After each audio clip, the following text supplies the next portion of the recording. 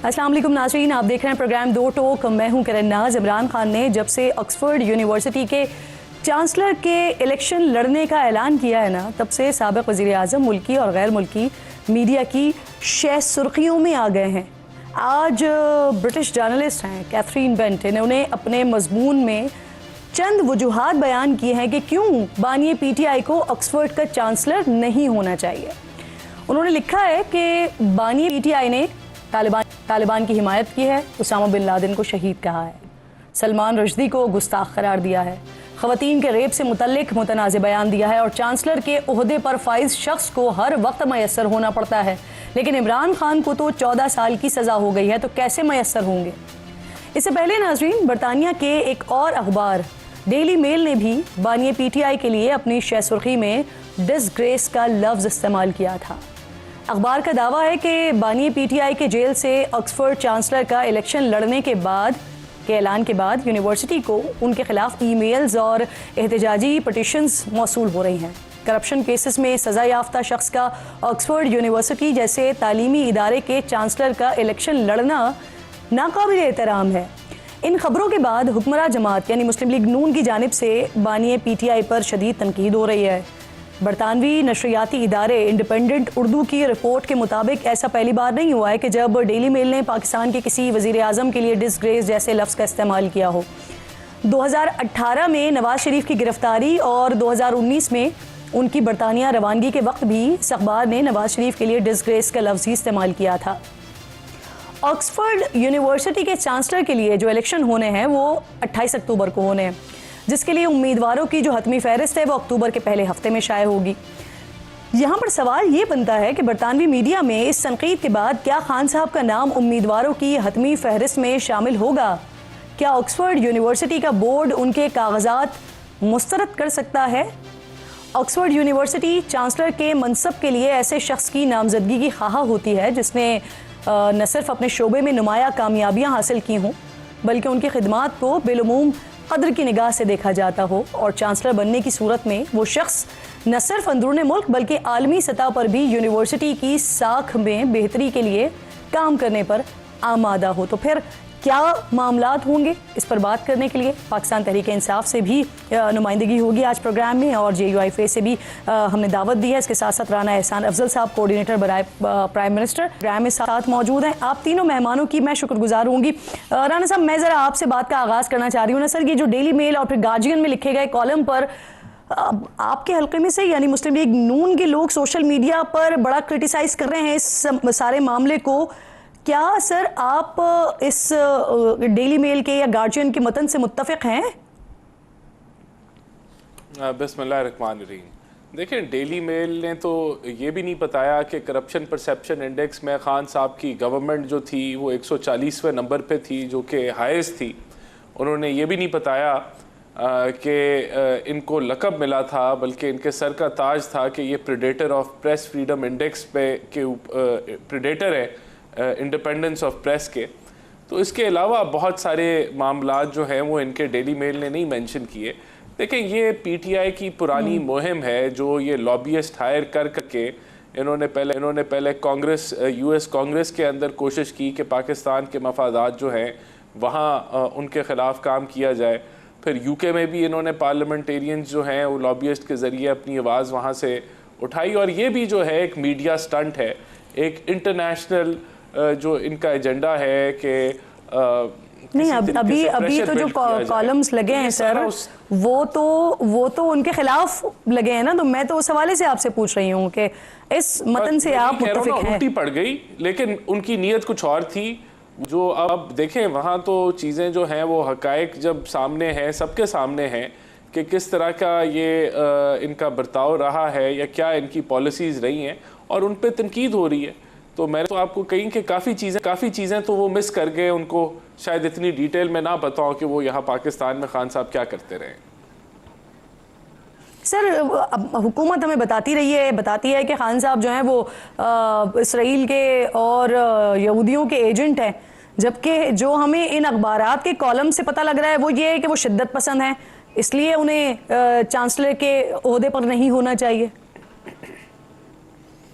देखिए, वो यहाँ उनके ऊपर जो उनकी एक रिश्तेदारी है उसकी वजह से, और जो वहाँ जो उस रिश्तेदारी में जो बैकग्राउंड उनकी सपोर्ट है उस वजह से शायद ये बात की जाती हो कि वो यहूदी एजेंट है। मैंने तो ऐसी बात नहीं की, लेकिन बहरहाल जो उनके क्रेडिट में चीज़ें जाती हैं, मैंने आपने नहीं की सर, लेकिन आपके बहुत सारे लोग हैं जिनका रिकॉर्ड पे मौजूद है, कहते रहे प्रेस कॉन्फ्रेंसेस में कहते रहे। वो देखें, जब आप IMF के मरियम नवाज साहिबा उनको गैर मुल्की एजेंट कहते हैं, हनीफ अब्बासी साहब उन्हें इसराइल का एजेंट कहते हैं, राजा रियाज उन्हें इसराइल के एजेंट कहते हैं। जी, जो फॉरेन फंडिंग उनको मिली है उसके अंदर तो बिल्कुल इनको वहाँ से भी फंडिंग आई है, इंडियन नेशनल की भी फंडिंग थी, मुख्तलिफ जो लोग हैं जो यहूदी भी हैं उनकी भी फंडिंग थी। जो फॉरेन फंडिंग केस है उसमें तो बिल्कुल सारी ये फंडिंग उनको मिली हुई है मुख्तलिफ नेशनल्स से। हाफिज़ अब्दुल्ला साहब साथ मौजूद है मेरे, बहुत शुक्रिया सर। अस्सलाम वालेकुम। हाफिज़ साहब, ये अचानक से जो मामला टर्न हुए हैं, जैसे कि अभी एहसान साहब कह रहे हैं कि लॉबिंग तो किसी और मामला पे हो रही थी, किसी और तरह से हो रही थी, लेकिन ये उल्टा ही पड़ गया इनको, यानी कि खान साहब के खिलाफ ही चीज़ें हो रही हैं। आप गार्जियन को देख लीजिए आप, या डेली मेल को देख लीजिए। क्या राय है आपकी इस हवाले से? खान साहब के लिए जो कुछ लिखा जा रहा है, मुत्तफ़िक़ हैं आप इससे, और ये अचानक से कैसे शुरू हो गया? बिस्मिल्लाहिर्रहमानिर्रहीम, बहुत शुक्रिया। देखिए, किरण बीबी इमरान ख़ान चूँकि जेल में और जमीयत उलमा इस्लाम की क़यादत है, और जमीयत उलमा इस्लाम की क़यादत मौलाना फजल रहमान साहब को आपने सुना होगा कि जब पहले माजी में जो कुछ तलखियाँ हमारी और PTI के दरमियान रही, जब PTI की क़यादत जेल में है तो मौलाना साहब ने कहा कि फिर मैं जेल में एक शख्स एक पार्टी का रहनुमा हो तो मैं उसके बारे में बोलने से इज्तनाब करूँगा और गुरेज करूँगा। तो लिहाजा इमरान ख़ान साहब के ख़िलाफ़ मगरबी दुनिया में, यूरोप में, बरतानिया में, अमेरिका में जो भी जरीदे हैं, जो भी न्यूज़पेपर है, जो भी अखबारात है, वो क्या लिखते हैं, क्यों लिखते हैं जी। तो मेरे ख़्याल में इससे जमीयत उलमा इस्लाम इज्तनाब करे, गुरेज करे, बेहतर रहेगा। एक बात। दूसरी बात यह है कि जो कुछ वो लिखते हैं, क्या हमारी हुकूमत की जो सरकारी मशीनरी है, क्या वो अनासर कार फरमा है या नहीं है? अगर हमारी हुकूमत की सरकारी मशीनरी, मैंने तो चंद हज़ारात की PMLN की और पीपल्स पार्टी की जो सफ़े अव्वल या सफ़े दुआम के उनके वज़रा है, उनकी प्रेस कॉन्फ्रेंस मैंने सुनी, तो उन्होंने पूरा ज़ोर लगाया कि किसी न किसी तरीके से इमरान ख़ान को आउट करें, वहाँ मगरबी दुनिया को, पाकिस्तान से यहाँ मैसेज दें कि ये तालिबान ख़ान है, ये ख़वातीन के ख़िलाफ़ इनका रवैया और किरदार ये रहा है माजी में, और ये तालिबान के बारे में बाकायदा TTP के लिए खैबर पख्तूनख्वा में दफातर खोलने की बातें इनकी रिकॉर्ड पर मौजूद है। उसामा के बारे में ये क्या कहा करते थे। मेरे ख़्याल में मगरबी दुनिया और यूरोपीय दुनिया की शायद इतनी दिलचस्पी नहीं थी इन बातों में जितना पाकिस्तान की तरफ से हमने उनको इन बातों को हाईलाइट करने की कोशिश की, ताकि इस रेस से जो क्या चांसलर की रेस से है या कौन सा रेस से इसकी मैदान से वो आउट हो, इससे वो आउट हो जाए। सही सही। अच्छा हाफिज़ साहब, जैसे कि आप कह रहे हैं सर, आप कह रहे हैं कि हम, क्योंकि वो एक शख्स जेल में है तो आपकी जमात को गुरेज करना चाहिए, लेकिन सर वो बात आपकी बिल्कुल दुरुस्त है कि सियासी तनकीद करने से गुरेज करना चाहिए, लेकिन अगर जहां बात सही या गलत का मामला हो तो वहां पर तो आप अपनी राय दे सकते हैं ना। तो मैं तो आपसे आपकी राय पूछ रही हूं कि क्या ये जो कुछ लिखा जा रहा है या जो कुछ बात हो रही है, आप इसे सही समझते हैं, गलत समझते हैं? मैं तो आपकी राय जानना चाह रही हूँ। नहीं, मैं इतना कहूँगा, अगर फ़र्ज़ के लिए इमरान ख़ान पाकिस्तानी है और इमरान ख़ान पाकिस्तान का शहरी है और पाकिस्तान इन पार्टियों के मुताबिक एक कायद है, तो पाकिस्तानी शहरी होने के नाते अगर वो इस मैदान में हो तो क्या इससे पाकिस्तान की बदनामी होगी? पाकिस्तान के लिए एक मस्बत पहलू होगा? क्या इसको मस्बत ज़ाविये से देखना चाहिए या मनफी ज़ाविये से देखना चाहिए? जब आप अपने एज ए शहरी अपने शहरी के बारे में या किसी सियासी पार्टी के लीडर के बारे में दुनिया को ये बताना चाहते हैं कि ये हम इस किस्म के नंगे लोग हैं, कि जब आप बताइए किरण, जब इमरान खान वज़ीर आज़म थे वो अमेरिका में खड़े होकर पाकिस्तान की लीडरशिप के बारे में क्या कहा करते थे? वो सऊदी में या कतर में खड़े होकर पाकिस्तान की लीडरशिप के बारे में क्या कहा करते थे? जी, और ऐसे मौके पर भी जब ट्रंप तो सर उस वक्त भी गलत था, नरेंद्र मोदी, बात सही है कि मेरी बात ऐसे थे पाकिस्तानी, आप क्या मुझे मौका दें, बहुत बड़ी मेहरबानी होगी, आप मौका दें, मैं पूरी कर लूँ ताकि कौन समझ सके। मैं तो ये जो बातें कर रहा हूँ आपकी समझने के लिए बेशक कोशिश करता हूँ, लेकिन कौन भी सुनिए ना। तो जब इमरान खान वो बातें किया करते थे पाकिस्तान की सियासी लीडरशिप और सियासी क़यादत के बारे में कि ये चोर है, ये डाकू है, ये लुटेरे है, पाकिस्तान में करप्शन है और करप्ट माफिया है, हम कहा करते थे कि ये नहीं होना चाहिए ये बातें, इससे पाकिस्तान की बदनामी होगी, पाकिस्तान की सियासी क़यादत की बदनामी होगी। आज वही बातें पाकिस्तान में बैठ के हम कर रहे हैं, तो क्या इससे पाकिस्तान की बदनामी नहीं होगी? क्या ये पाकिस्तान के लिए मनफी असरात मुरतब नहीं होंगे? या आप किसकी बदनामी कर रहे हैं? एक शख्स की या पूरी पाकिस्तान की बदनामी कर रहे हैं? मैं तो इसके हक में नहीं हूँ कि जिन पार्टियों ने अनानियत में आके वो बातें करते हैं। जी बिल्कुल ठीक सर, आपका पॉइंट आ गया। नहीं पंजोता साहब भी मुझे ज्वाइन कर चुके हैं, पाकिस्तान तहरीक इंसाफ के रहनुमा। बहुत शुक्रिया सर, अस्सलाम वालेकुम।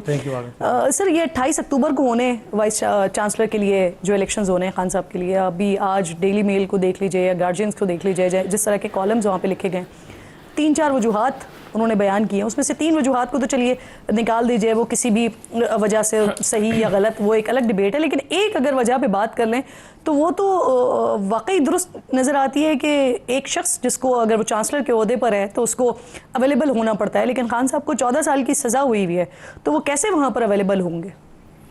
देखिए बहुत शुक्रिया किरण नाज, आपने मौका दिया। पहली बात तो मैं ये बता दूं कि एक प्रोपेगेंडा किया जा रहा है कि खान साहब जो हैं वो सज़ा याफ्ता हैं, वो तो इस वक्त अडयाला जेल के अंदर कैद हैं और कैसे वो चांसलर का इलेक्शन लड़ सकते हैं।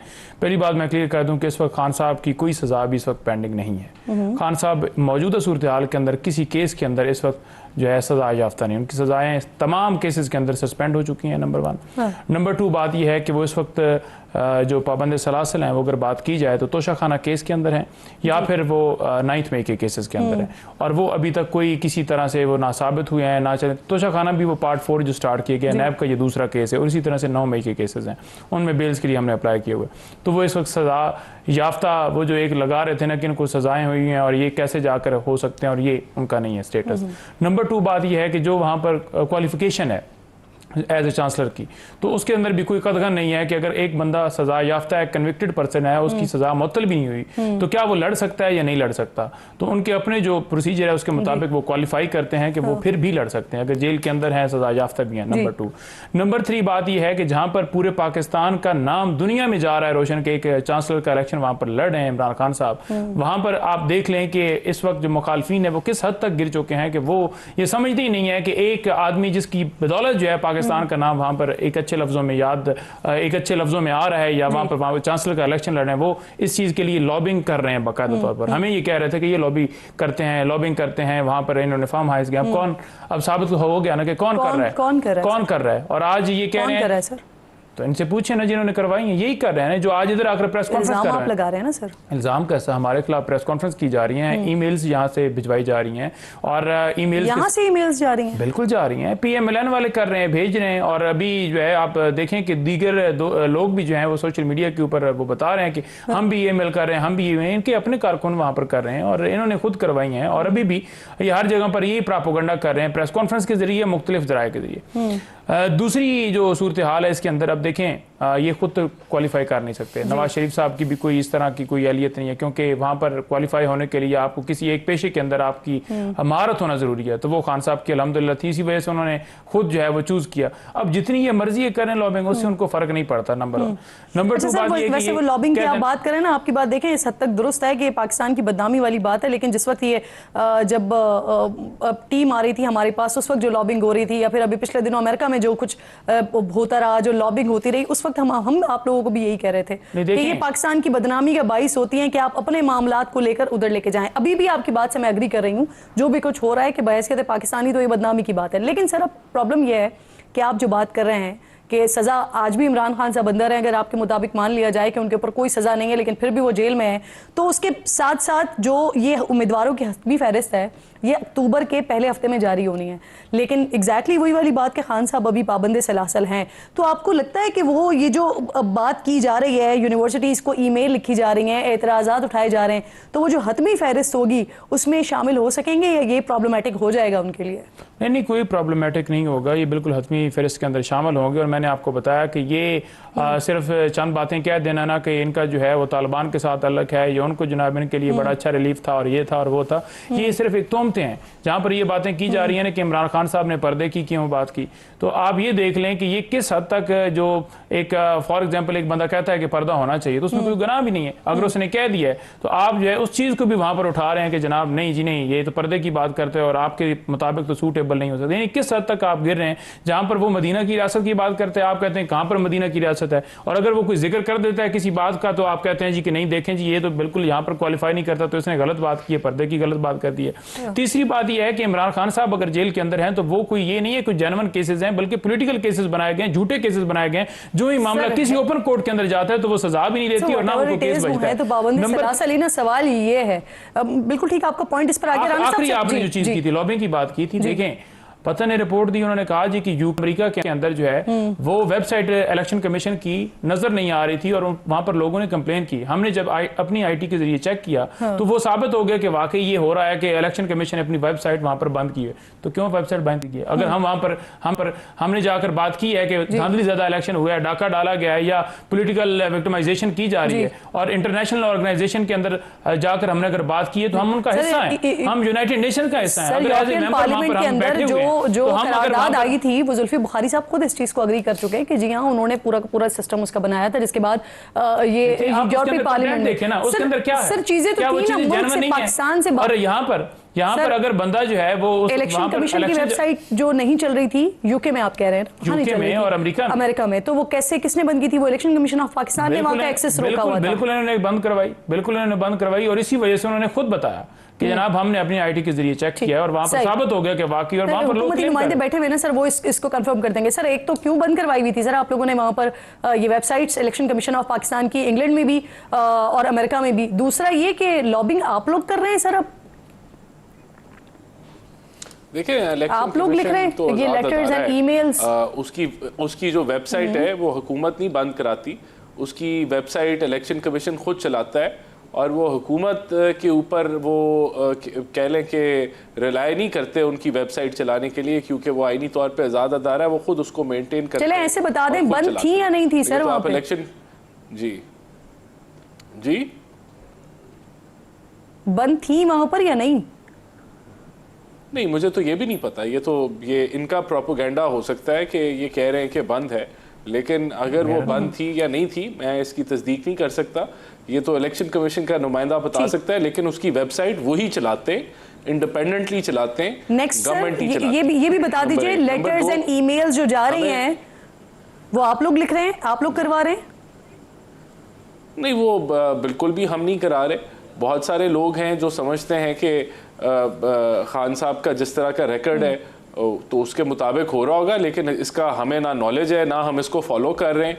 ये तो जो गार्डियन और ये जो डेली मेल वगैरह में जो आर्टिकल छपे तब ये बहस सामने आई है, वरना गवर्नमेंट तो कोई इसका, देखें ये एक पब्लिसिटी स्टंट है, ये पब्लिसिटी स्टंट जो है ये कोशिश ये की जा रही है कि इंटरनेशनली आवाज़ रेज हो कि खान साहब जो हैं, लेकिन ये भूल गए कि वहाँ जब अभी यूके में जब लोगों ने तोड़फोड़ की और जो भी चीज़ें की, ये जो अभी एक फेक प्रोपेगेंडा वहाँ चला था, तो उन्होंने वहाँ की जुडिशरी तो बड़ी तेज़ी से जो है वो लोगों को सजाएं सुनाई, बल्कि जो लोग उसमें मुलव्वस थे उनके घरों पे जाके उनको गिरफ्तारियां की, दरवाजे तोड़ के वो गए और अंदर से बिल्कुल ठीक सर मुझे क्विकली बिल्कुल ठीक आपका पॉइंट इस पर आ गया, मुझे क्विकली आगे बढ़ना है क्योंकि अब एक और मामला ये आ गया। रऊफ हसन साहब ने जो इंटरव्यू दिया अली फरकान साहब को, उसमें भी उन्होंने कुछ इस तरह की बात कर दी और फिर उसके बाद सिलसिला कुछ इस तरह का हो गया कि पर्दे में पाकिस्तान तहरीक इंसाफ बात करना चाहती है हुकूमत से और बराह रास्त बात करना चाहती है एस्टेब्लिशमेंट से, लेकिन एस्टेब्लिशमेंट की तरफ से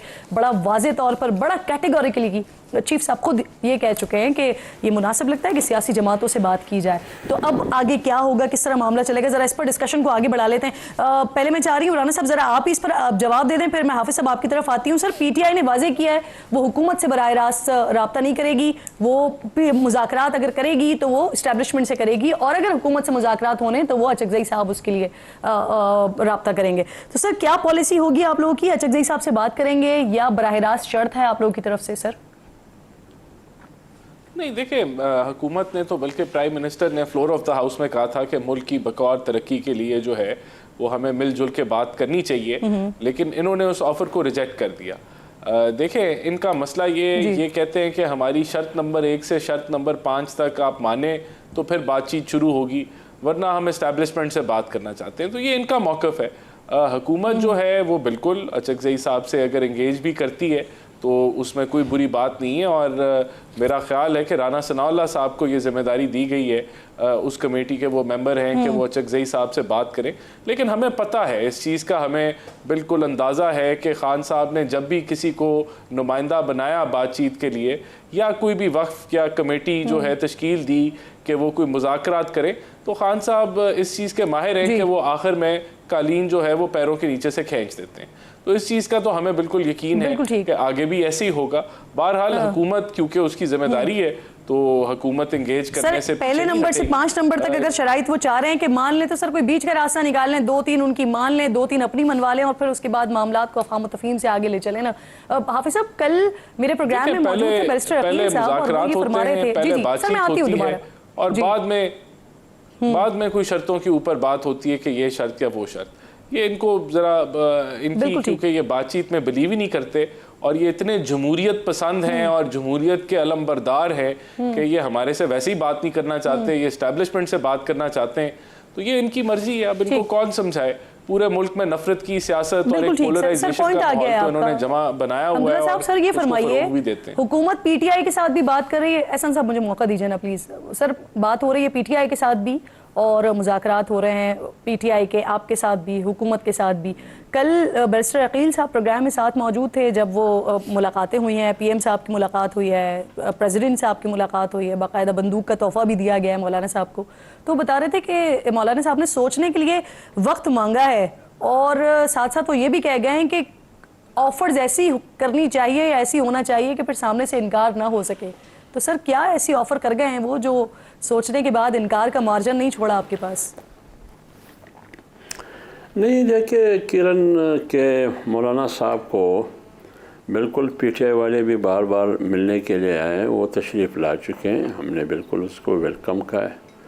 और मौलाना साहब से मिलने के लिए आसिफ अली जरदारी साहब भी आए, मिले, सिर्फ मुलाकात तक महदूद थी उनका आना और कोई बात नहीं थी। और मियाँ शहबाज शरीफ साहब आए, मिले, चूँकि इन तीनों मुलाकातों में मैं शरीक नहीं रहा, लेकिन जहाँ तक मेरी मालूमात है, जहाँ तक मैंने दोस्तों से सुना है या मीडिया पे देखा है या पढ़ा है, तो वो यही है कि चाहत ये है हुकूमत की कि मौलाना साहब साथ हो जाए, क्योंकि उनका साथ होना ये और मौलाना साहब की चाहत क्या है सर? मैं आ रहा हूँ ना, पहले तो ये बात पूरी कर लो ना। चाहत उनकी ये है कि मौलाना साथ हो, ये हुकूमत की चाहत है और उनके ख्याल में ये है कि मौलाना के साथ होने से हुकूमत भी मजबूत होगी और ये मुल्क की मफाद में भी है। लेकिन जमीयत उलमा इस्लाम की चाहत नहीं, बल्कि जमीयत उलमा इस्लाम का मौक़िफ़ रोज़ अव्वल से एक उसूली मौक़िफ़ है, वो ये कि जमीयत उलमा इस्लाम 8 फरवरी के बाद जहाँ खड़ी थी आज भी वहाँ खड़ी है। हमारा फ़ैसला अभी तक ये है कि हम हुकूमत को न सपोर्ट करेंगे न हुकूमत का हिस्सा बनेंगे, बल्कि हुकूमत को हम नाम की हुकूमत तो समझते हैं लेकिन काम की हुकूमत नहीं है। ये हुकूमत मजबूर महज है, ये किसी और के हाथों में खेल रहा है, इस्तेमाल हो रहा है, लिहाजा न ये फैसले खुद कर सकते सर मुझे ये तो बताइए कि ये तो बिल्कुल आपका वाज़ेह मौक़िफ़ है, आप कई बार प्रोग्राम में आकर यही मौक़िफ़ दोहरा चुके हैं, बारहा दोहरा चुके हैं, लेकिन ये बताइए कि हुकूमत आपको ऐसी क्या ऑफ़र करके गई है कि जिसके बावजूद भी आप अपने उसी मौक़िफ़ पर कायम हैं जो 8 फरवरी के बाद से आपका मौक़िफ़ है? देखिए मेरे ख़्याल में अगर आप ये चाहती है कि हुकूमत जो भी ऑफ़र करे इसका मुझे इल्म नहीं है वो क्या ऑफ़र करेंगे, आप बताइए। वो हमें वज़ारत उज़्मा की कुर्सी देंगे, शहबाज शरीफ मुस्ताफ़ी हो के वो कुर्सी हमें देंगे, आप आइए आप वज़ीर-ए-आज़म बने, या जनाब आसिफ अली ज़रदारी साहब अपनी सदारत की कुर्सी खाली करके मौलाना के हवाले करेंगे, क्या ऑफ़र करेंगे? कोई वज़ारत मज़ारत देंगे ना। हमारा इतना बड़ा मौक़िफ़ है, इतनी बड़ी जंग है। वैसे आपको लगता है कि आपको जो मैंडेट मिला है इन दोनों में से कोई भी कुर्सी आपका हक बनती है या आपको ऑफ़र होनी चाहिए? नहीं, मैं आपको ये कह रहा हूँ कि अगर वो, मेरे कहने का मकसद ये है, अगर आसिफ अली ज़रदारी साहब सदारत की कुर्सी और मियाँ शहबाज शरीफ साहब वज़ारत उज़्मा की कुर्सी भी मुहैया करें तो जमीयत उलमा इस्लाम का मौक़िफ़ वही है जो 8 फरवरी के इलेक्शन के बाद जो मौक़िफ़ था वही मौक़िफ़ उसी पे खड़ी है जमीयत और उसी पर कायम है। बात ये मामूली चीज़ों की ऑफ़र की जो आप इशारा करते हैं, कोई वजारत, कोई मुशीर, कोई प्लाना, ये हमारे सामने इतनी बड़ी तहरीक और इतने बड़े मौक़िफ़ और एजेंडे के सामने कोई हैसियत ही नहीं रखता। लिहाजा ये खाम खाली है उनकी, ये जहन से निकाल दें, हम उसूली जंग लड़ रहे हैं। बिल्कुल ठीक सर, बिल्कुल ठीक सर। एक छोटा सा ब्रेक लीजिए नाज़रीन, ब्रेक के बाद तो पंजोता साहब इस बात का जवाब देंगे कि आखिर क्यों हुकूमत से तो पर्दे में लेकिन एस्टैब्लिशमेंट से बराह रास्त मुज़ाकरात चाहती है PTI। ब्रेक लीजिए।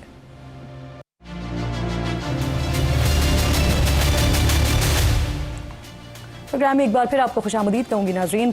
नईम साहब आपके लिए सवाल छोड़ के गई थी सर, ये महमूद खान अचकज़ई साहब तो रब्ता कर सकते हैं, यानी वो मीडिएटर का किरदार अदा कर सकते हैं आपके और हुकूमत के दरमियान, लेकिन दूसरी तरफ आप जहाँ से आपके लिए बड़ा वाज़ेह और बड़ा क्लियर पैगाम है कि बात तो आपको समहाउ हुकूमत से ही करनी है, वहाँ बराह रास्त चाहते हैं मुज़ाकरात। सर देखें किरण, पहली बात तो ये है कि मैं खान साहब का मौक़िफ़ आपके सामने रख देता हूँ, फिर मेरे ख्याल में बात भी क्लियर हो जाएगी कि क्या उनके पास मैंडेट है, कैसे उनको सारा किया गया है।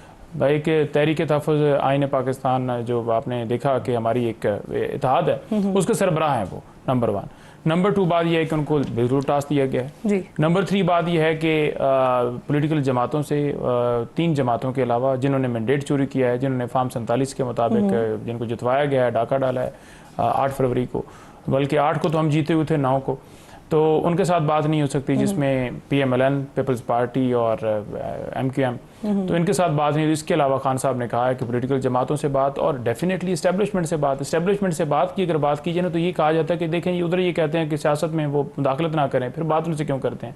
हमारा बड़ा क्लियर उसके ऊपर मौक़िफ़ होता है कि फार्म 47 के मुताबिक किन्होंने इनको जितवाया, कौन आज जजेस के घरों में कैमरे लगा रहा है, कौन डरा रहा है, अगवा कर रहा है, वीडियो डाले, हर चीज़ मंजर आम पर है, तो सारा वो कर रहे हैं। तो हम तो ये कहते हैं कि उनसे बातचीत होगी और उनसे यही होगी कि मुल्क को आगे जाने दिया जाए और आइन और कानून के पैरामीटर के अंदर रहकर होगी। ये नहीं होगा कि हम कहेंगे कि हमें बिठा दो, हम डील करना चाहते हैं या लंदन भागना चाहते हैं या कुछ और, कि हम तो कहते हैं कि मुल्क को आगे चलने दें। आज मुल्क के अंदर ताजर आप देख लें, आज आप देख लें किसान एहतजाज करें, आज आप देख लें कि हर मजदूर ये देखें अभी जो आपने इतनी सारी बातें कर दी, ये जो इल्जामात आप लगा रहे हैं, और ये सिर्फ 8 फरवरी पर इल्जामात नहीं लगा रहे, उससे पहले से जब से अदम एतमाद आई, जब से खान साहब की हुकूमत गई, जब से इसी तरह के इल्जामात, दल इल्जामात आप लोगों की तरफ से लगाए जा रहे हैं। अब सवाल यही है कि एक तरफ आप लोग इल्जामात लगाते हैं और इतनी बड़ी बड़ी बातें कर देते हैं, इमरान खान साहब खुद इतनी बड़ी बड़ी बातें कर देते थे और फिर उसके बाद मुलाकात की और फिर उन्हीं के साथ मुज़ाकरात की बात करते थे, तो ये एक साथ दो चीज़ें कैसे चल सकती हैं सर?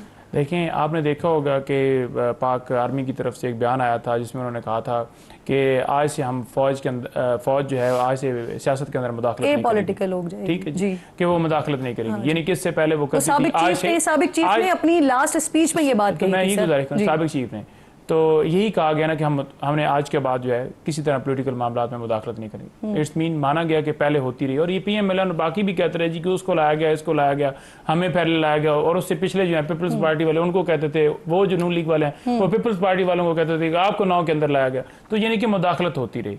लेकिन क्या मुदाखलत अब बंद हो गई है? मैं आपको सिंपल जवाब दे दिया दो टोक के फार्म 47 के मुताबिक क्या उनकी शक्लें थी कि ये जीत सकते थे अपने हल्कों से? नवाज शरीफ, शहबाज शरीफ, हर बंदा, ये मैं नहीं कह रहा, ये पतन की रिपोर्ट कह रही है, ये इंटरनेशनल ऑर्गेनाइजेशंस कह रही हैं, ये हर सर्वे करने वाला जो इदारा कह रहा है वो कह रहा है कि धांधली ज्यादा, डाके ज्यादा इलेक्शन हुए और उसके ऊपर आज भी दरखास्त सुप्रीम कोर्ट में नहीं लगाई जा रही। अच्छा, अगवा हो रहे हैं लोग, प्रेस कॉन्फ्रेंस करवाई जा रही है दूसरी जमातों में लेकर, ये कौन पीएम कर रहे हैं? जी सर, वही कर रहे हैं ना। सेक्रेटरी इत्तलात हैं आपके रऊफ हसन साहब, उन्होंने आज अली फरकान साहब को इंटरव्यू दिया और उन्होंने कहा कि 22 अगस्त का जलसा मुलतवी होने में पीटीआई के कुछ लोगों का एस्टेब्लिशमेंट से राब्ता सामने आया है और ऐसे राब्ते बात को आगे ले जाने में निहायत मददगार होते हैं। किन की बात कर रहे हैं वो?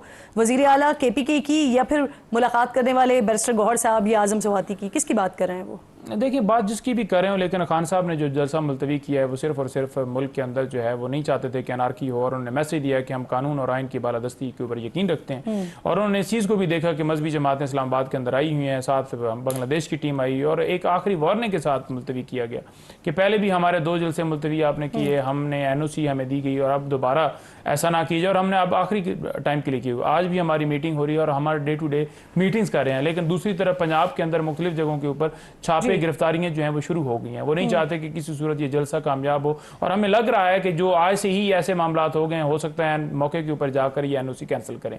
अगर NOC कैंसिल ये करते हैं या कोई इस तरफ जाते हैं या कोई ऐसा बहाना बनाते हैं कि सर अगर कल परसों में कोई ऐसा बिल टेबल हो जाता है कि जिसमें इस्लामाबाद में जलसा करने की ही इजाजत ना हो, तो फिर उसके बाद तो बिल्कुल ही हालात मुख्तलिफ हो जाएंगे। देखिए, वो ऑर्डर होगा ना, वो सिर्फ और सिर्फ हमारे ही होगा, लेकिन उसे हम उसके ऊपर हम इम्प्लीमेंटेशन नहीं करेंगे और हम इंशाल्लाह जलसा करेंगे। जी राना साहब, ये पीटीआई तो बड़ा वाजे कर रही है ना सर कि हुकूमत से बराह रास्त बातचीत नहीं होगी, तो सर अगर मुज़ाकरात करने हैं तो फिर आप लोग अचकज़ई साहब से कर लें, तो अब क्या पॉलिसी है आपकी? अचकज़ई साहब के जरिए बात ही हो जाएगी या फिर बराह रास्त ही बातचीत की जाएगी, ये शर्त होगी हुकूमत की? नहीं, देखें, बात यह कि हुकूमत तो कोशिश कर सकती है ना, वरना हुकूमत तो अपना काम कर रही है। हुकूमत तो मईशत को बेहतर करने के लिए, सियासी माशी इस्तेहकाम करने के लिए कोशिश कर रही है, लेकिन अगर एक जमात तुली हुई है कि उसने बातचीत नहीं करनी और उसने मुल्क में इंतशार फैलाना है या उसने सियासी अदब इस्तेहकाम लेके आना है ताकि माशी इस्तेहकाम ना आ सके, तो फिर तो अगर ये कानून हाथ में लेंगे तो फिर कानूनी कार्रवाई होगी और तो हम कुछ नहीं कर सकते ना, हम तो ऑफ़र कर सकते हैं। तो हुकूमत की तरफ से बिल्कुल ऑफ़र है, लेकिन देखें इनकी तारीख है, इनके लिए या ये इक़्तिदार में हो और फिर अगर इनको आईनी तरीके से इक़्तिदार से बाहर निकाल दिया जाए तो फिर इनका एक ही एजेंडा होता है कि हम मुल्क को जो है ना वो किसी तरीके से नीचे गिराएं और फिर उसके लिए ये सारी हदें। अच्छा सर, ये आप लाने जा रहे हैं वैसे? आप लोग बिल कोई टेबल करने जा रहे हैं कल परसों में? तो अभी इस्लामाबाद में जलसा करने की इजाजत नहीं होगी? नहीं, देखें, मेरा नहीं ख्याल कोई ऐसा कोई बिल आने लगा है। ये तो बिल जो है वो तो ऐसा कोई अगर बिल आए तो आ नहीं सकता मेरे ख्याल से कि आप कानूनी तौर पे जलसों से पाबंदी लगा दें। ये तो एक आईनी हक है जो कि हर एक के पास है कि वो जलसा जुलूस करें। तो मेरा नहीं ख्याल मैं इस्लामाबाद की हुदूद की बात कर रही हूँ sir. I am not aware कि ऐसा कोई बिल आने लगा है। बहरहाल देखें, ये तो पिछले जो मामलात हैं उसमें तो खान साहब भी इस चीज़ की तस्दीक कर रहे हैं कि जो इंटेलिजेंस की रिपोर्ट्स थी वो ऐसी थी कि जलसा नहीं होना चाहिए और जो डिस्ट्रिक्ट की कमेटी थी इंटेलिजेंस की वो भी यही बात कर रही है। तो पहले तो खान साहब ने इसको तस्लीम कर लिया। तो मेरे ख्याल से खान साहब इतने अच्छे बच्चे हैं कि वो हुकूमत की बात मान लें या जो इंटेलिजेंस रिपोर्ट्स हैं उनको मान लें। ये तो फिर अब उनके ऊपर है कि वो आगे अगर ऐसी कोई रिपोर्ट आ जाती है तो फिर वो क्या करते हैं।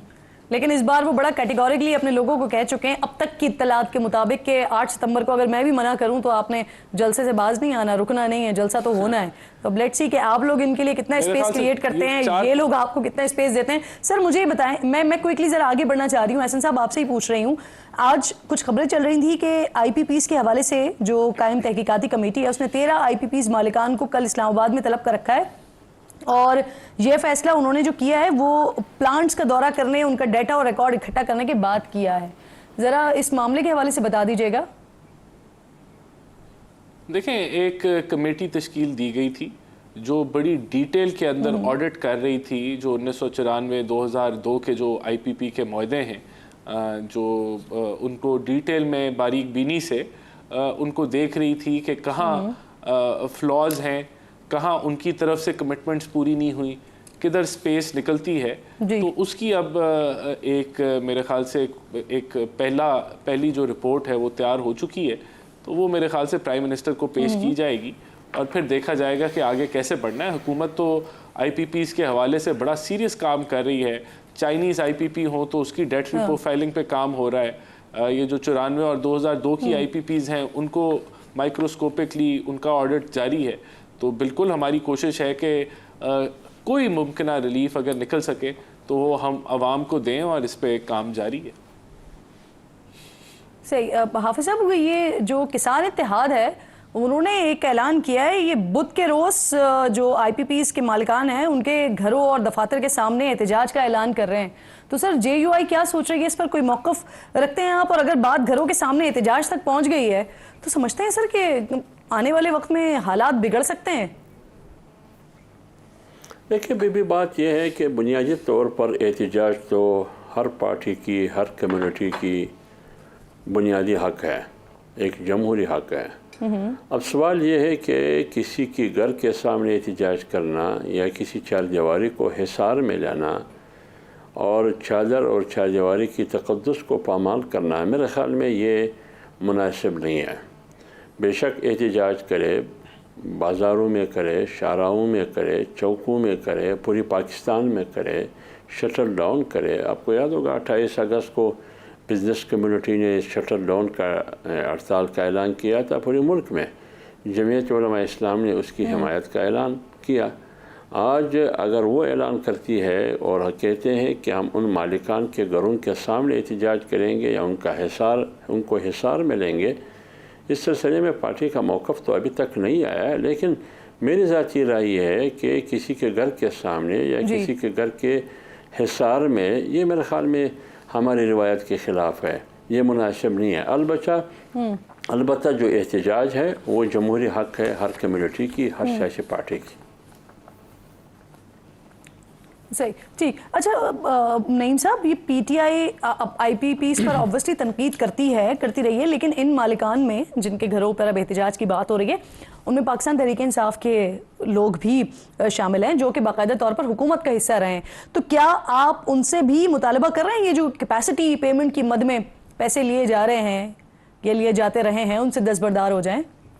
बिल्कुल जी, हमारा मौक़िफ़ क्लियर है और हम तो आवाम के साथ खड़े हैं। जो मुल्क के अंदर महंगाई है, जो इस वक्त बिजली का तूफ़ान है, जो महंगाई का ओवरऑल तूफ़ान हर डिपार्टमेंट के अंदर है, हर जगह पर है, तो बिल्कुल हम तो आवाम के साथ हैं, चाहे वो किसान हों, चाहे वो ताजर हों, चाहे वो कोई और हो, तो हम तो उनके साथ खड़े हैं। और कोई भी एहतजाज करेगा तो हम उसे बिल्कुल इंडोर्स करेंगे। पहले भी आपने देखा कि यहाँ पर इस्लामाबाद के अंदर एहतजाज हुए तो हम तो बिल्कुल उसका हिस्सा बने।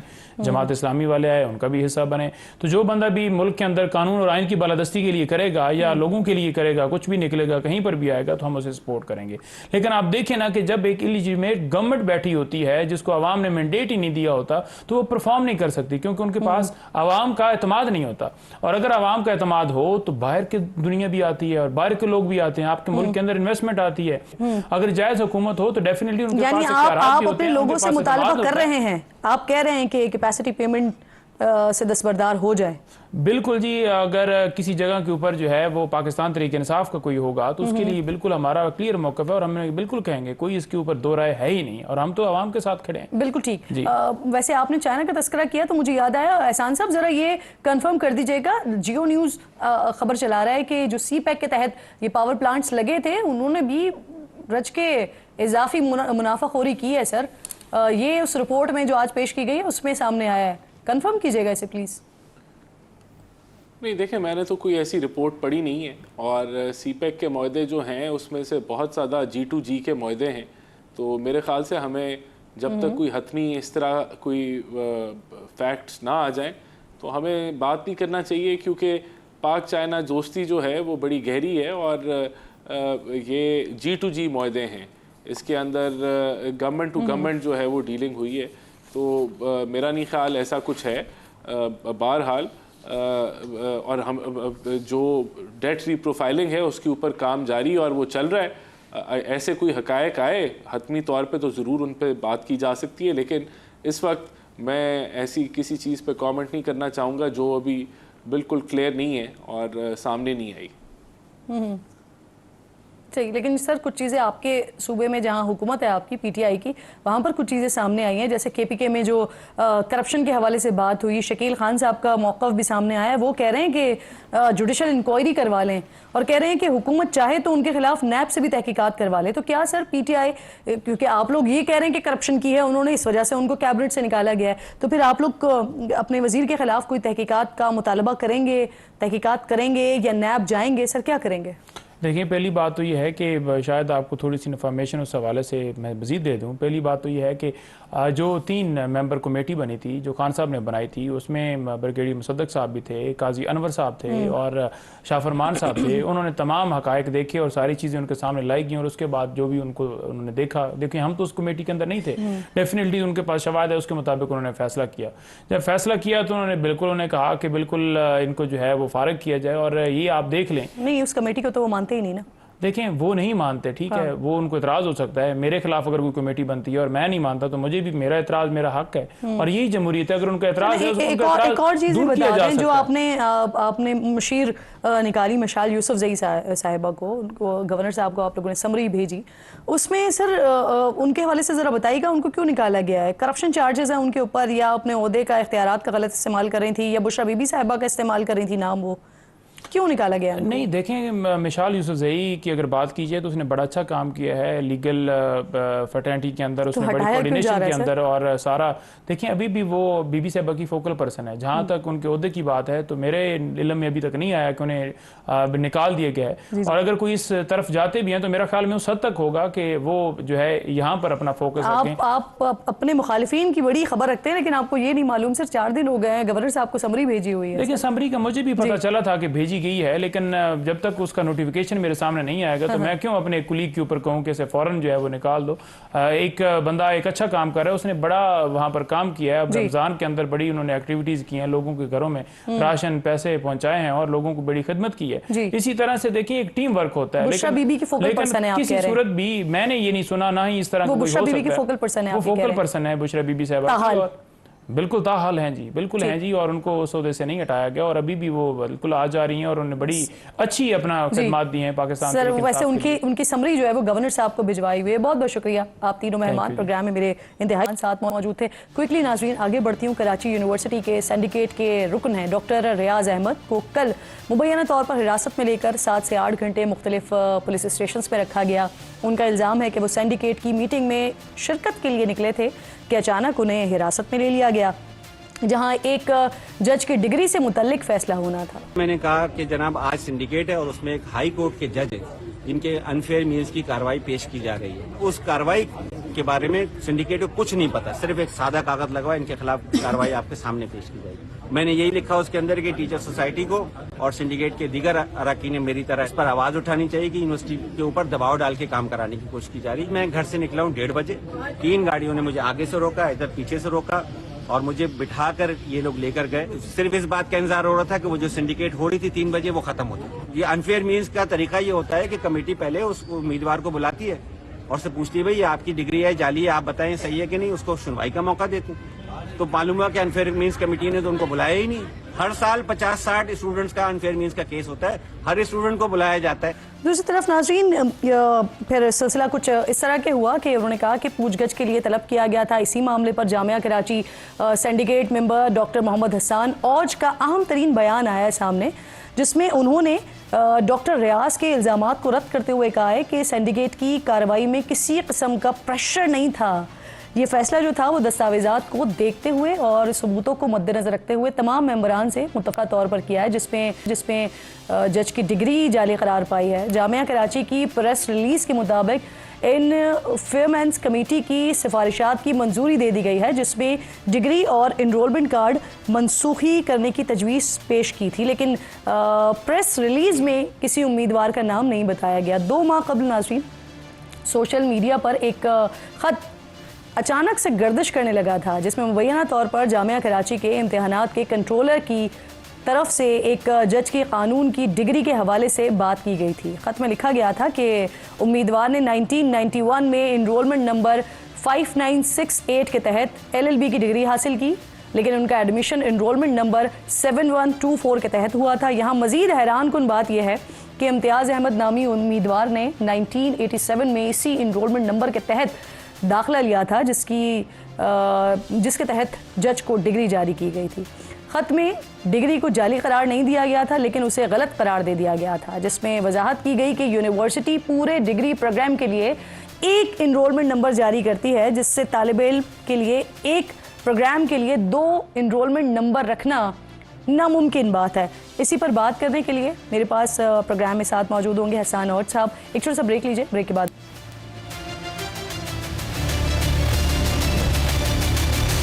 प्रोग्राम में एक बार फिर नाजरीन आपको खुशामदीद कहूँगी। Doctor Hasan Aundh syndicate member हैं जामिया कराची के, मुझे ज्वाइन कर चुके हैं। बहुत शुक्रिया सर आपका। सर सबसे पहले तो ये बता दीजिए कि हाई कोर्ट के जज की डिग्री आज जाली करार दी है या गलत करार दी है, ये क्या मसला है? इनरोलमेंट डबल होने का है या कुछ और है? ज़रा प्लीज़ वाजे कर दीजिएगा।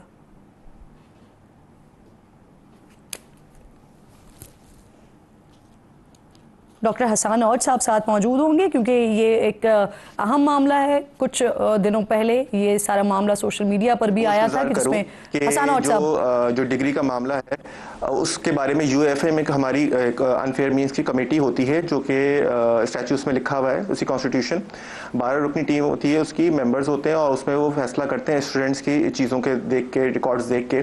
तो इसमें मसला ये आ रहा था कि इनके जो सवाल हमसे पूछा गया था कि 2 इनरोलमेंट हैं इनके, तो क्या 2 इनरोलमेंट पॉसिबल हैं या नहीं है, तो उसके बारे में फिर हमने उसको उनका जवाब दिया। यूएफएम ने जो वो किया है अपनी कमेटी रिपोर्ट में पेश किया है, वो ये पेश किया है कि इनके 2 इनरोलमेंट हैं और ऐसा हो नहीं सकता, क्योंकि हम एक स्टूडेंट को एलएलबी पे एक ही इनरोलमेंट के तहत करते हैं। फिर उनकी फर्दर इन्वेस्टिगेशन की गई तो पता चला कि जो पहला इनरोलमेंट था वो किसी और का था और वो 1982 में किसी स्टूडेंट का था, जिसको उन्होंने दोबारा रीयूज किया, 1987 में अप्लाई किया। और जो है फिर दोबारा इसी तरीके से दूसरे एक और स्टूडेंट का था, वो इन्होंने यूज किया। इनको बाद में पता चला उसी इन्वेस्टिगेशन के कि इनको बैन दिया गया था कि आप जो है पार्टिसिपेट नहीं कर सकते, 3 साल तक एडमिशन वगैरह नहीं ले सकते किसी। आप बड़ी बात करें सर, क्या ये सब आज मालूम हुआ है कि इम्तिहान देने पर भी पाबंदी थी? डिग्री कैसे जारी हो गई फिर? नहीं जी, अब चीज़ सामने आई है जब ये इन्वेस्टिगेशंस की गई, क्योंकि उस ज़माने में आपको पता है सब काम मैनुअल होता था और क्या सूरत हाल रही होगी उस बारे में अब नहीं कहा जा सकता, उस ज़माने के जो हालात थे। अभी जब हमने देखा, जब सवाल किया गया इन्वेस्टिगेशन के हवाले से कि इन्वेस्टिगेशन की जाए इस पर, जब हमने देखा उस पर, तो फिर पता चला कि नहीं, ये तो बहुत बड़ा मसला है और इसमें संगीनियाँ हैं काफ़ी। और बहुत थॉरो चेकअप के बाद यूएफएम ने अपनी कमेटी की जो रिपोर्ट पेश की उसमें उन्होंने ये बोला कि ये फैक्ट्स जो हैं, जो एतराज़ किए जा रहे हैं वो बिल्कुल बजा है और सिंडिकेट इस पे फैसला करे। फिर सिंडिकेट ने इस पे फैसला किया। ये भी ध्यान में रखा जाए कि यूएफएम ने फैसला नहीं किया। और जो है ये सर, डिग्री की जांच जो है वो किन बुनियादों पर शुरू होती है और क्या ये जांच भी उन्हीं उसूलों के तहत ही शुरू होती है? असल में एक एप्लीकेशन आई थी रजिस्ट्रार साहब को, जिसमें उनसे मांगा गया था कि भाई इनकी चीज़ें वेरीफाई करें कि ये 2 इनरोलमेंट जो दिए गए हैं ये ऐसा पॉसिबल है या नहीं है। तो उसके बारे में जब स्क्रूटनी की गई, उसमें मालूमात दी गई, तो कंट्रोलर साहब की तरफ से एक लेटर लिखा गया और फिर यूएफएम की एक जो है कमेटी में इसको रिपोर्ट किया गया। रिपोर्ट ने अपनी फाइंडिंग्स दी जो सिंडिकेट में पेश की गई। सिंडिकेट ने उस पर बारे में फैसला ये किया है कि जो इनरोलमेंट 2 हो ही नहीं सकते, प्रैक्टिकली पॉसिबल नहीं है। और उसमें बहुत सारी और भी चीज़ें पता चली कि ये जो इनका 21 दिसंबर 1988 में जो पेपर दे रहे थे उसमें इनको विदहोल्ड कर लिया गया था अनफेयर मींस की वजह से और इनको फिर मना कर दिया गया था। सर, आप समझते हैं कि मामूल की प्रैक्टिस है? जिन लोगों ने ये डिग्री जारी की है उनके खिलाफ क्या एक्शन होगा? नहीं, मैं ये कह रहा हूँ ये मामूल की प्रैक्टिस नहीं है। जब तक कोई हमसे इन्वेस्टिगेशन के लिए मांगी नहीं जाती है कोई चीज़, ये इस्तफसार किया गया था, एक लेटर आया था हमारे रजिस्ट्रार के पास जामिया कराची के, जिसमें उनसे पूछा गया था कि इन साहब के 2 इनरोलमेंट हैं और डिग्री पे, तो क्या 2 इनरोलमेंट्स हो सकते हैं? तो जवाब में जो इन्वेस्टिगेशन की गई है। किसने लेटर लिखा सर जिस पर तहकीक शुरू हुई? जी, ये एक लेटर आया था, एक साहब है उनकी तरफ से, मैं नाम नहीं लेना चाहूँगा यहाँ पर क्योंकि वो मामला चलेगा अभी। तो गवर्नमेंट का क्योंकि रूल था उसके तहत ही उनको ये दी गई है। सर, हुकूमती शख्सियत है कोई या आम शहरी हैं, ये तो बता दें। नहीं, ये गवर्नमेंट ही किसी बंदे का नहीं आया था, इनका ही आया था, लेकिन उसके तहत तो मांगी गई थी तो हमें प्रोवाइड करनी थी। डॉक्टर रियाज को किस बात पर हिरासत में लिया गया सर, ये मालूम हो सका है? नहीं, इस सिलसिले में तो अभी बिल्कुल नहीं मालूम हो सका कि उनको हिरासत में क्यों लिया गया था। मैं इधर एक बात की निशानदेही जो हो रही है बार बार सोशल मीडिया पे, उसकी वजाहत कर दूं कि डॉक्टर रियाज सिंडिकेट के एक मेंबर हैं और सिंडिकेट के बाकी मेंबरान भी हैं और तमाम मेंबरान मौजूद थे। उन तमाम की मौजूदगी में रिपोर्ट पेश की गई, रिपोर्ट टेबल प्लेस की गई और ये सिर्फ इस दफ़ा नहीं हुआ, कई दफ़ा ऐसा होता है item out of the secrecy और प्राइवेसी और the sensitivity of the subject. तो वो पेश किया गया, उधर खोला, सबने चेक किया और उस रिपोर्ट को पढ़ा और उस पर गौर व खौज किया। उसके बाद इसको सबने मनोअन जो है इसको एक्सेप्ट भी किया और उसकी प्रोसीडिंग्स को आगे बढ़ाया। डॉक्टर रियाज का क्लेम ये है प्रॉपर चैनल के थ्रू ही नहीं हुआ, ये सब चीज़ें मैं समझता हूँ प्रॉपर चैनल। सर ये जो आप बता रहे हैं ना, तो क्या सिंडिकेट के तमाम मेंबरान मौजूद थे और उन्हें पहले से मालूम था कि एजेंडा क्या है, पॉइंट ऑफ ऑर्डर क्या है? रियाज साहब के मुताबिक हर शख्स को अपना मौक़िफ़ देने का इख्तियार होना चाहिए, मौका मिलना चाहिए और जज को मौका नहीं दिया गया, तो सर इसकी क्या वजह है? मैं आपको बताता हूँ, एजेंडा जो होता है वो आता है एक हफ्ते बाद तमाम सिंडिकेट मेंबरान के पास। उस एजेंडे में ये लिखा था कि जो है अनफेयर मींस की रिपोर्ट जो है वो खुलेगी, कमेटी की रिपोर्ट उधर पढ़ी जाएगी और वो टेबल प्लेस की जाएगी, ये लिखा था। उसकी डिटेल्स टिटिगिटीज नहीं लिखी गई थी और उसकी वजह भी बता दूँ। हमारे यहाँ ये होता है, सिंडिकेट मेंबरान जो है आधे तो गवर्नमेंट के अहदेदार होते हैं और आधे जो होते हैं इलेक्टेड मेंबरान होते हैं। जो इलेक्टेड मेंबरान होते हैं यूजली वो क्या करते हैं, क्योंकि केस आ रहे होते हैं ऑफिसर्स के, टीचर्स के, तो वो क्या करते हैं, वो अपने टीचर कम्युनिटी में और अपने लोगों में शेयर कर देते हैं, जो कि एक प्राइवेट डॉक्यूमेंट एक गवर्नमेंट है, जो कि हमें नहीं शेयर करना होता।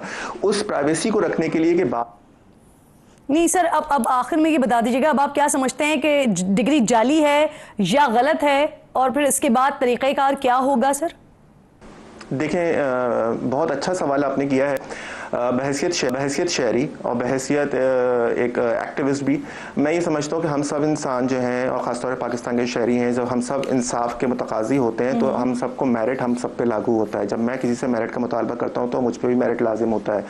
तो जो इस मुक़द्दस पेशे से वाबस्ता लोग हैं उनके बारे में तो और ज़्यादा एहतियात का बरतनी चाहिए और जब इस तरह की सूरत हाल वाज़ेह हुई है तो मैं समझता हूँ कि कोई ना कोई एक्शन यकीनन होना चाहिए ताकि ऐसी जगह पे मज़ीद चेक किया जाना चाहिए। ठीक, बहुत शुक्रिया आपका, प्रोग्राम में साथ मौजूद थे। वक्त भी ख़त्म हो गया। इंशाल्लाह नाज़रीन से जुमे को मुलाकात होगी। अपना और अपने मुल्क का ख़ास ख्याल रखिए। फ़लस्तीन को अपनी दुआओं में याद रखिए। अल्लाह निगहबान।